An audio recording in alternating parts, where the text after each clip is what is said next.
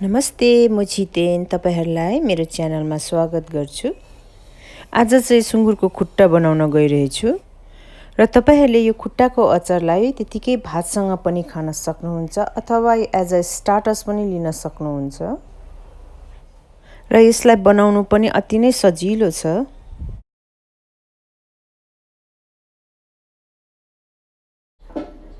ल है त सुरु गरौँ है यसको सामग्रीहरुबाट। यहाँ मैले एउटा डल्लै खुट्टा लिएको छु अनि त्यसलाई ठुलठुलो पिस गरेर काटेर राखेको छु। अनि दुईटा मिडियम साइजको प्याजलाई लामो लामो गरेर काटेर राखेको छु। अनि त्यसै गरेर दुईटा टमाटर पनि मिडियम साइजको चप गरेर राखेको छु। अनि तीनटा लसुन डल्लै केलाएर दुधुरा काटेर राखेको छु। अनि कुटेको अदुवा 2 चम्ची। अनि त्यसै गरेर रातो खोर्सानी 8-10 वटा। अनि त्यसै गरेर अलिकति धनिया पत्ता काटेर राखेको छु गार्निशको लागि। तोरीको तेल 3 चम्ची।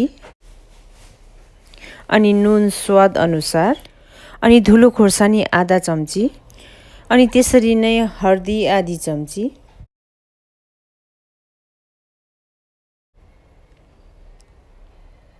कराई अथवा प्रेसर कुकरलाई मज्जाले तातिन दिने। भाडा अथवा कराई मज्जाले तातेपछि सबै मासुहरू त्यसमा राखिदिने। यहाँ मैले भिडियोमा देखाएको जस्तै गरेर।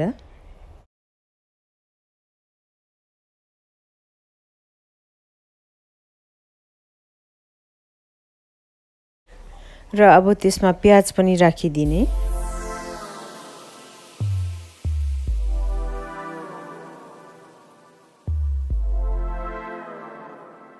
त्यसरी नै टमाटर पनि लसुनलाई पनि एड गरिदिने। अनि तोरीको तेललाई पनि माथिबाट हाल्दिने। त्यसपछि हर्दी पनि राखिदिने। त्यसै गरेर धुलो खुर्सानी र फ्रेश चिलीलाई पनि राखिदिने। अनि अब अदुवालाई पनि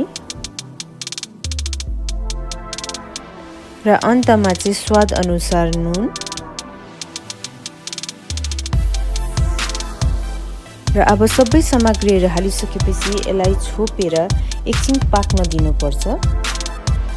र बिचमा यसलाई हेर्दै चाहिँ गर्नुपर्छ, यसलाई डढ्न दिनु चाहिँ हुँदैन। तपाईहरुलाई यदि एकदमै ड्राई भएको जस्तो भयो भने यसमा अलिकति तपाईहरुले पानी एड गर्न सक्नुहुन्छ। र यसरी नै अलिअलि पानी थप्दै गर्दै 20 मिनेट जति पकाउनु पर्छ। र 20 मिनेट बाद चाहिँ तपाईहरुले यसलाई एकताल मज्जाले चलाउनु पर्छ। अब यसलाई मज्जाले चलाइसकेपछि फेरि यसलाई छोपेर पाक्न दिने। तपाईहरुलाई अलिक मासु डढेको जस्तो लाग्यो भने फेरि पनि तपाईहरुले पानी थप्न सक्नुहुन्छ। र यसरी नै अलिअलि पानी हाल्दै यसलाई पकाउनु पर्छ। र ग्यास चाहिँ मिडियममा राख्नु होला।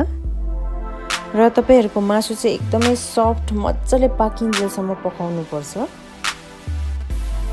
र तपाईहरुले यतिको पाकिसकेपछि तपाईहरुले प्रेसर कुकरमा पनि ट्रान्सफर गर्न सक्नुहुन्छ। र यसलाई 10 सिटी सम्म तपाईहरुले लगाउनु भयो भने मज्जाले मासु पाक्छ।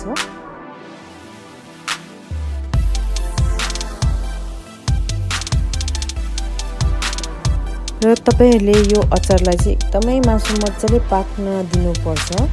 र तपाईहरुले चेक गर्न सक्नुहुन्छ कि तपाईहरुको मासु पाक्यो पाकेन भनेर। र पाकेको छैन भने अझै यसमा पानी थपेर फेरि अझै पकाउन सक्नुहुन्छ। जबसम्म मासु मज्जाले पाक्दैन तबसम्म। र यहाँ चाहिँ मेरो यो अचार रेडी भइसक्यो र मासु पनि मज्जाले पाकिसकेको छ अनि ग्रेभी पनि यतिकै ठिक्कै भएको छ। अब चाहिँ ग्यासलाई अफ गरेर यो अचारलाई एउटा सर्भिङ बोलमा हाल्ने।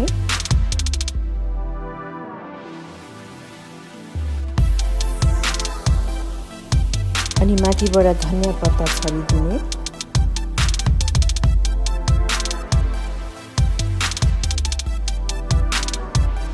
ल हेर्नुस् त यो सुँगुरको खुट्टाको अचार बनाउन कति सजिलो छ।